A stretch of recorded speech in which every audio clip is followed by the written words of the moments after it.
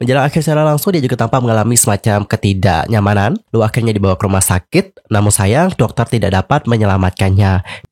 Halo semuanya, welcome back lagi to my YouTube channel bersama dengan aku, Yusril Kim. By the way, yang nonton gimana nih kabarnya hari ini? Apakah dalam kondisi yang baik-baik saja? Well, aku harapkan seperti itu ya. Dan untuk kalian yang mungkin dalam kondisi nggak baik-baik aja nih, tetap semangat ya, don't give up. Well guys, dalam video kali ini kita akan membahas tentang salah satu hal yang sempat terjadi beberapa waktu yang lalu. Jadi ada cerita dari seorang live streamer Cina yang meninggal usai dia itu kalah dalam battle. Wah, kok bisa ya? Dan aku juga minta maaf di sini kalau kalian mendengarkan suara aku kayak gini, karena aku juga ada lagi kayak flu-flu gitu. That's why suara aku kayak gitu teman-teman. Dan aku juga minta maaf.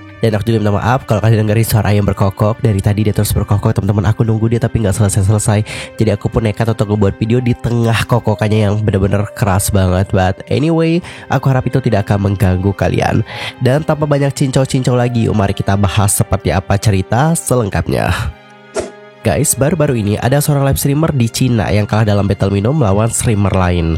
Namun ada yang lebih buruk dari kekalahan tersebut. Dampak yang tidak kalian duga-duga terjadi dengannya. Yang dikabarkan meninggal dunia setelah meminum lebih banyak alkohol. Menurut informasi, live streamer tersebut berbasis di Jiangsu dan marganya itu adalah Wang. Di media sosial, ia dikenal dengan julukan Brother 3000. Seorang temannya kepada media Cina mengatakan bahwa Brother 3000 ditemukan meninggal di apartemennya pada tanggal 16 Mei. Adapun untuk Wang ini terakhir kali online di salah satu videonya pada malam sebelum dia ditemukan meninggal. Dan dalam video itu dia menenggak 4 botol baijiu. Apa itu baijiu? Baijiu adalah alkohol butiran bening yang menyerupai minuman keras Asia Timur lainnya seperti soju dari Korea Selatan. Perbedaan utama antara baijiu dan juga soju adalah kekuatan pembentuknya. Kandungan alkohol dari baijiu itu bisa mencapai 55%. Dalam streaming terakhirnya di platform berbagi video Douyin ini adalah TikTok versi Cina ya. Untuk pria berusia 34 tahun itu terlihat menuangkan beberapa baijiu ke atas meja dan juga membakarnya. Tampaknya dia itu kayak menunjukkan keaslian dari alkohol itu. Jadi secara tidak langsung dia pengen ngasih tahu para viewersnya nih bahwa itu yang dia minum adalah alkohol asli, bukan alkohol palsu atau air. Dan dia juga melakukan hal yang sama nih untuk 3 botol lainnya. Jadi sebelum dia minum, dia pasti akan membuktikan dulu keasliannya dengan cara membakarnya. Seperti yang sudah kita singgung pada awal tadi, dia itu kayak melakukan battlenya tentu sama live streamer lain. Dan mereka bersaing dalam hal kecepatan dalam minum dan juga jumlah minuman yang bisa mereka minum. Namun akhirnya dia itu kalah nih dalam battle tersebut. Para viewers yang menonton Wang mengatakan dia minum setidaknya 7 botol baijiu. Oh my god, banyak banget ya. Kemudian di sini ada salah satu teman dari Wang yang dikenal dengan nama Mr. Zhao mengatakan kepada media Cina bahwa tubuh tak bernyawa dari live streamer itu ditemukan sekitar jam 1 siang. Sekitar 12 jam setelah video streaming terakhir. Zhao curiga nih temannya itu juga telah minum sebelum dia memulai streaming. Jadi dia itu kayak nggak minum cuma di live-nya doang, tapi sebelum melakukan live, dia itu kayak diduga minum juga. Dan menurut laporan dari media Cina, Wang ini dikriminasi pada hari Sabtu. Dalam sebuah video yang dibagikan oleh Zhao untuk meratapi Wang, dia juga berharap tidak akan ada hal-hal seperti itu lagi.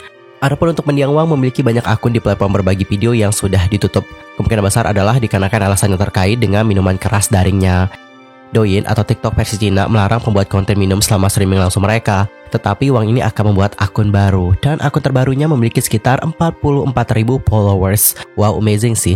Dalam waktu yang singkat sudah dapetin followers sebanyak itu.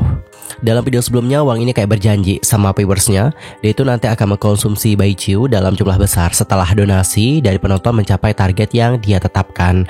Meninggalnya Wang tampaknya juga sebagai akibat dari streaming langsung pesta minumannya. Sekali lagi ini menyoroti bagaimana beberapa live streamer itu melakukan aksi berbahaya dalam upaya untuk mendapatkan lebih banyak hadiah.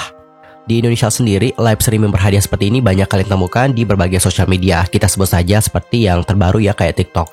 Itu kan para penonton juga bisa memberikan gift gitu kepada yang melakukan streaming atau melakukan live di TikTok kayak gitu. Dan biasanya ada beberapa content creator di saat mereka mendapatkan gift, mereka biasanya akan ditantang sama para penontonnya untuk melakukan beberapa hal. Ada yang nanti akan makan cabai dalam jumlah yang banyak, mandi lumpur, dan berbagai hal lainnya. Selain mendiang Wang atau Brother Tri tadi, ternyata teman-teman usut punya usut ada juga live streamer wanita yang pernah meninggal dunia di live. Pada tahun 2021 ada seorang influencer dari Tiongkok meninggal setelah dihasut oleh pemirsanya untuk meminum pestisida dalam secara langsung. Kronologinya adalah di tanggal 14 Oktober, live streamer yang bernama Luo mengunggah video di Douyin. Dia memberitahu 678.000 penggemarnya bahwa itu mungkin videonya yang terakhir. Dia juga berterima kasih kepada para penggemarnya atas kebersamaan dan dukungan yang sudah diberikan. Menurut laporan dari media Cina, Lu ini berbagi dengan para penggemarnya bahwa dia telah berjuang melawan depresi selama beberapa waktu. Dan sebelumnya dia itu menghabiskan 2 bulan di rumah sakit untuk menjalani perawatan. Kepada para penggemarnya, dia mengatakan, diagnosis saya resmi, tidak palsu. Saya mungkin tampak bahagia, tapi itu hanya untuk para penggemar atau itu hanya terlihat di depan kamera saja. Saya berharap semua orang akan senang ketika melihat video saya dan akan melihat bahwa saya juga bahagia. Tetapi saya tidak dapat bertahan lagi.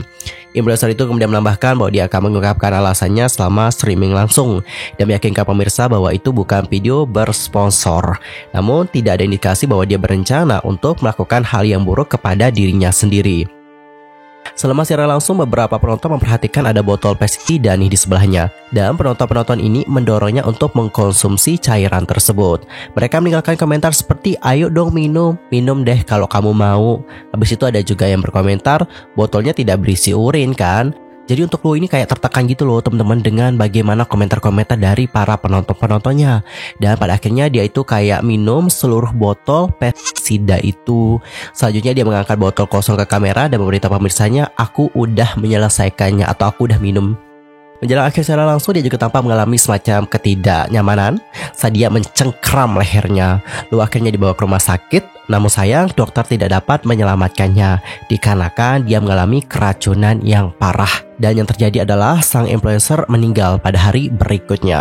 Seorang netizen yang mengaku sebagai teman dekat dari Luo mengatakan bahwa siaran langsung itu hanya untuk menarik perhatian mantan pacarnya saja. Dan pestisida itu dicampur dengan minuman, jadi bukan pure pestisida. Sayangnya kejadian itu berakhir dengan tragedi dikarenakan penonton yang memaksanya untuk meminum cairan tersebut. Temannya juga mengungkapkan bahwa catatan telepon Luo menunjukkan bahwa dia telah menelpon polisi dan ambulans untuk meminta bantuan setelah siaran langsung. Dan ini juga mengindikasikan lebih lanjut bahwa dia tidak bermaksud untuk berbuat yang buruk kepada dirinya sendiri. Dan ini sekali lagi menjadi gambaran kepada kita semua bahwa untuk sosial media itu memang dapat menjadi hal yang dapat mengerikan gitu ya kan. Di saat kita dihasut oleh banyak orang, kita terkadang kayak terpancing gitu dan juga melakukan apa yang dihasut oleh mereka. So kesimpulannya adalah ini juga menjadi pembelajaran buat kita ke depannya ya, baik sebagai penonton ataupun kita sebagai live streamer ataupun influencer seperti itu. Kedepannya kita mungkin bisa lebih kayak kontrol diri ya, terutama dalam menerima komentar-komentar yang buruk dari penonton-penonton. Dan untuk penonton-penonton itu juga bisa lebih kayak mengontrol diri juga untuk tidak senang melihat bagaimana penderitaan dari orang lain. Karena terkadang seperti yang aku lihat ada beberapa, nggak semua ya, ada beberapa orang yang emang kayak suka gitu loh melihat orang lain menderita dan juga memancing mereka untuk melakukan hal-hal yang dapat membahayakan kehidupan mereka seperti itu. Dan guys, bagaimanakah pendapat kalian mengenai hal-hal yang tadi? Nanti langsung aja sampaikan di kolom komentar. Sekali lagi, Mimin juga mengucapkan belasungkawa atas kepergian dari Mendiang Wang dan juga Mendiang Luo. Kita berharap kejadian-kejadian seperti ini tidak akan terjadi lagi di masa depan. Kita doakan juga supaya pihak keluarga dapat diberikan kesabaran dan juga ketabahan atas apa yang terjadi.